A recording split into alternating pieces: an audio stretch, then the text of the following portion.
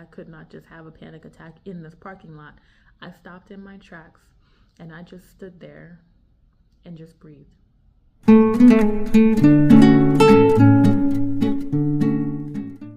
Hi everybody, my name is Rajay and I want to thank you so much for coming to my channel today.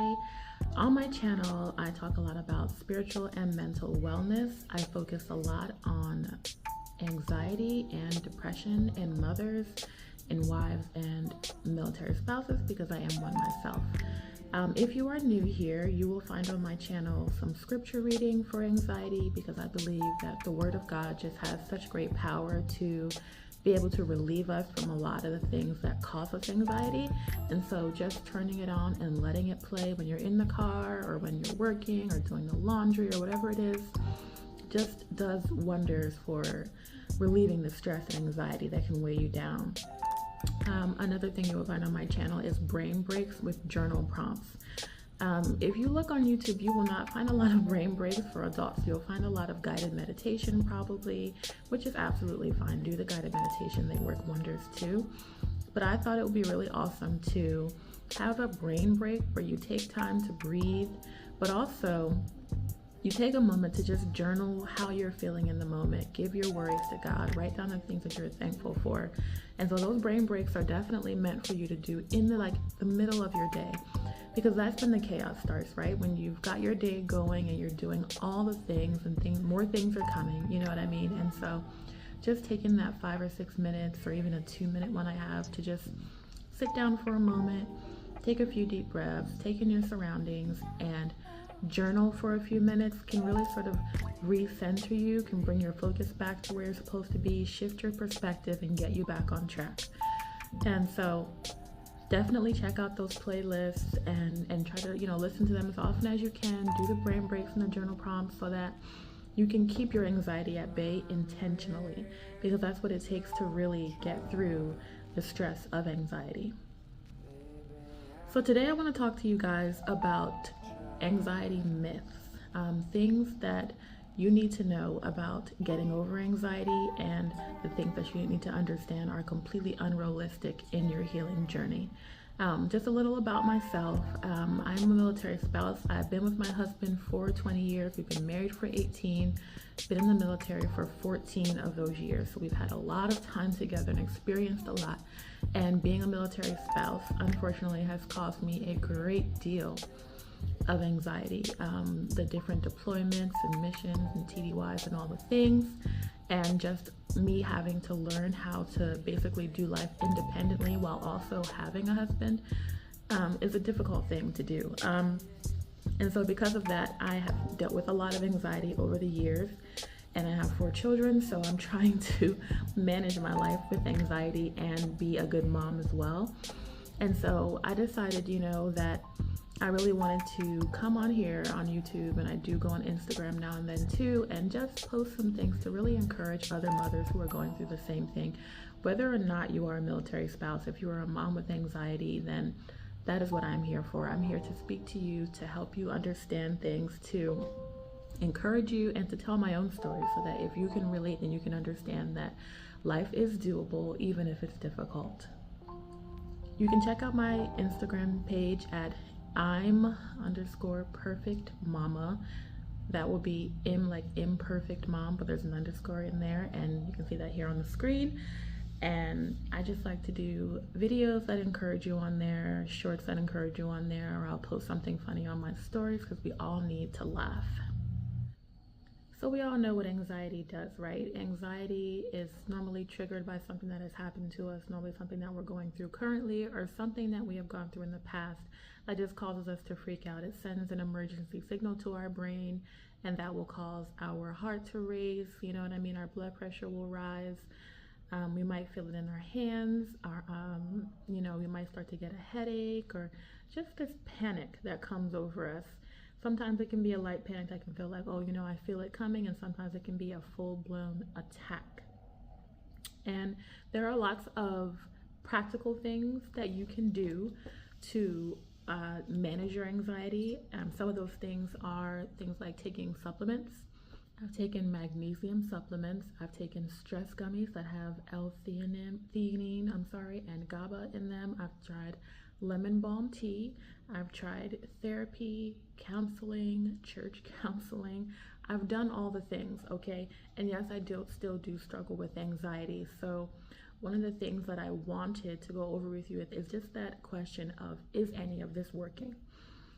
Because when you're sort of trying all the things, and you kind of feel like, okay, then I should not have anxiety, especially if you're doing all the things. I'm still in therapy, and I'm taking the stress gummies, and I'm taking the magnesium, and I'm doing the brain breaks. Why would I ever have anxiety then if I'm doing all the things?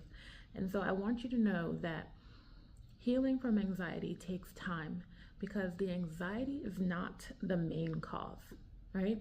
The anxiety is a symptom of the root problem. The root problem is whatever triggers you. If it's a spouse that abused you, or a parent that abused you, if it's you were bullied in school and you haven't gotten over it, it's anything that happened that caused you trauma. That's the real issue, okay? And the anxiety is sort of a symptom of the things that you've dealt with, and it just sends off that emergency signal whenever you're triggered by those things. So if you perceive someone to be verbally abusing you, and verbal abuse is your trigger, then you're going to get anxiety from that, whether you're drinking the lemon balm tea or not, okay? So if you are in therapy, keep going. If you are taking stress gummies, keep taking them. If you're taking magnesium, keep doing all the things that are necessary to keep your mental health at bay. When it comes to anxiety, do not say, oh, I had a problem today, it must not be working. I've literally met people who got anxious about the anxiety medication working, and it's like, it doesn't work that way. You know what I mean? Just so you know, there is no cure. You're not going to wake up, take this thing, and then just be like, oh, Mary Poppins, sunshine and rainbows. That is not how it works. Another thing I've noticed is that some people will say, I've been doing this to help my anxiety and it worked before, but it's not working anymore. And I feel like that's common. I think that when we get so used to something, we no longer see the benefit in it. So it's very difficult for us to see that something is working. It's sort of like a weight loss situation, you know what I mean? You start working and you're really going really, really strong, and you're doing all the things, and you drop 5 pounds. And then in the next 2 months, you only drop 2 pounds. You know what I mean? And so you start to feel like, oh my gosh, it's not working anymore.